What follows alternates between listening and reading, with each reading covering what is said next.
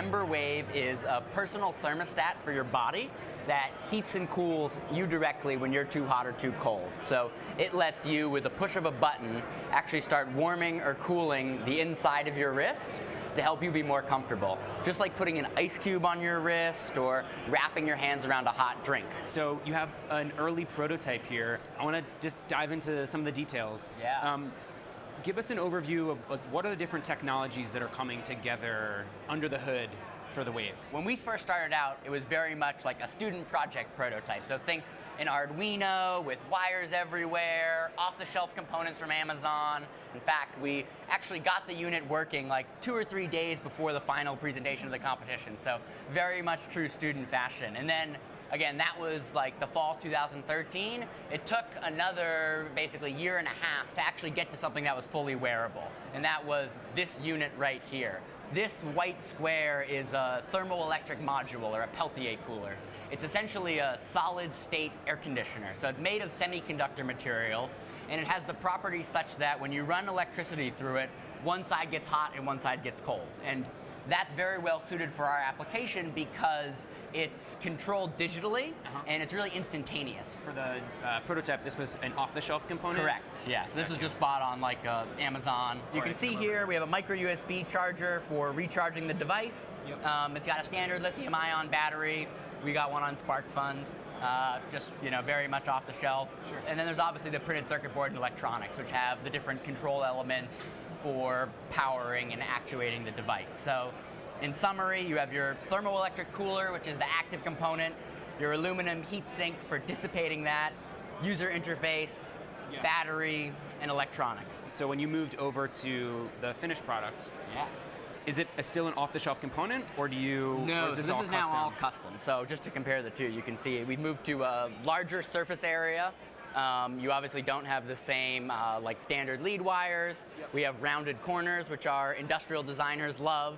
We started with an off-the-shelf component and really learned what are the parameters we need, and then we went and worked with a more custom supplier to get a customized device for our needs. Gotcha.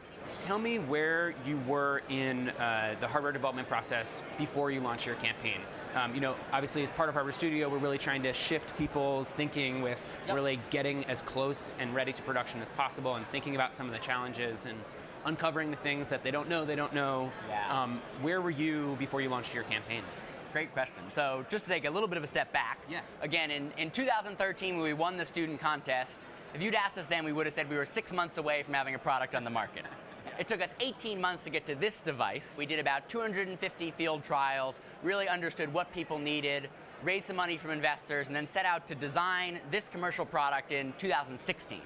So 2016 was designing this device, doing the industrial design, the mechanical engineering, the electrical engineering. So a year ago, we tried to do our first prototype sample builds on the assembly line, and it was a disaster. We only had 2 out of 10 units working, terrible yield, a lot of issues to work through.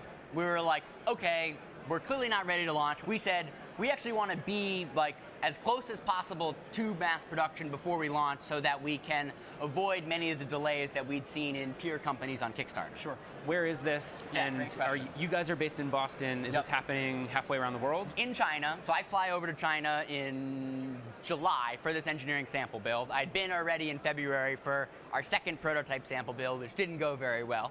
But now we'd done the April build. It had worked well. We were ready for this July build. There was 125 units on the assembly line. We go over, I'm there, we're on the line, I see the process, it worked really well. We got like 113 out of 125 units working, knew exactly what was wrong with the other units and how to fix it. We came back there and we said, okay, now we know we can make this thing at scale. Because we've now done the assembly line, we know what our cost is fully, because we understand our labor, we understand rework, scrap rates. We think we can launch. So we hired our head of marketing, Jake, who's off camera, and we basically said, hey, Jake, it's August 1st. We're launching a Kickstarter at the end of September. Welcome to the team. So you were working on things like a quality plan and testing, and you had some help from some other folks. I think you guys actually work with Dragon on some of this too. Yeah. What it really allowed us to do is to quantify, what is the performance of the device relative to where it needs to be sellable. So that way, even when we got the 125 units and they were all functional, Yep. We knew that aesthetic-wise, there were things we needed to tighten up. And what was also great there is having the Dragon quality plan and the mentorship helped us think ahead about things like test fixtures and standard operating procedures for assembled units, which, being first-time entrepreneurs and first-time hardware people, we didn't even know that vocab, let alone how to get started with it. It existed. Beth and I were talking about the quality plan piece, and Beth, you were saying that... No, I was saying that oftentimes when you go to a factory, they're going to have a quality plan that they offer to the customer, and what we found is that even though they offer a quality plan, it's not specific to your product. And what you really want to make sure of is that even if a factory is offering you a quality plan, that you can somehow work with either a team like Dragon or otherwise quality experts out there who can tailor the plan to make it robust enough and specific enough to your own product. Right. Tell me a little bit about the band, because that was one of the processes that seemed pretty interesting and unique. So we started by asking our contract manufacturer to look into it, and they were able to get a bunch of different samples. During our February visit to the contract manufacturer, we audited one supplier and we really didn't like their quality, so we said, you need to find another one. Yep. We've since found another supplier who I visited in July. They've been really great. While I was there, I actually got to see how this band is made, and that was a really fascinating process. Seeing how it's made was able to help us understand what are the design parameters, so how you could make it wider, how you could, at this one factory, do different colors, what are some of the other options as well. Yep. You know, another area where we found that really helpful for our product was with test fixtures and even fixtures for the assembly. Does the finished product have wire harnesses in it? It does. So one of the main reasons why our early prototype sample runs failed is because we were trying to do too much hand soldering. We worked with Dragon to design a cable harness so you could just stick one cable harness into like a fixture on the printed circuit board, lock it into place, and then all your wire harnesses are good to go.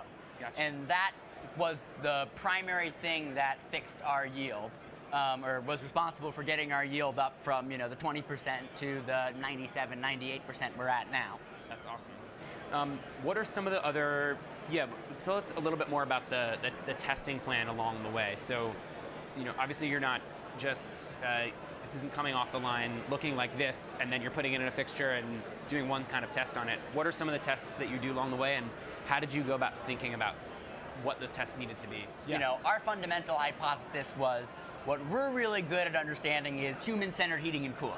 And we can design tests for making sure that this product is delivering heating and cooling profiles that we want. Sure. But everyone else knows their components better than we do, so we had our contract manufacturer understand the plastics, we had our battery supplier understand the battery, and the other thing you have to realize is it's always, trade-offs in terms of, cost and speed. Sure.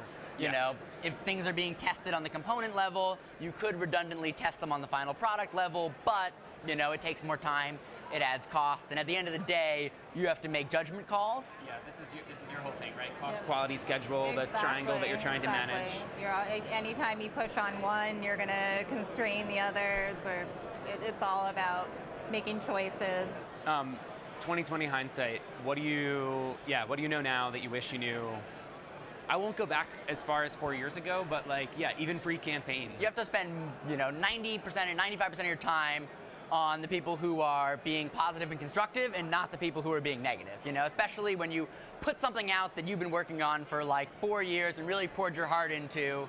It's easy to be really distraught by the, small minority of people who are just gonna, try to be trolls. Sure. But it's just not worth paying attention to them. There's nothing you can do. You try to be nice the first time, you try to answer their questions, but if they're just gonna keep just being mean, at a certain point you just gotta ignore them.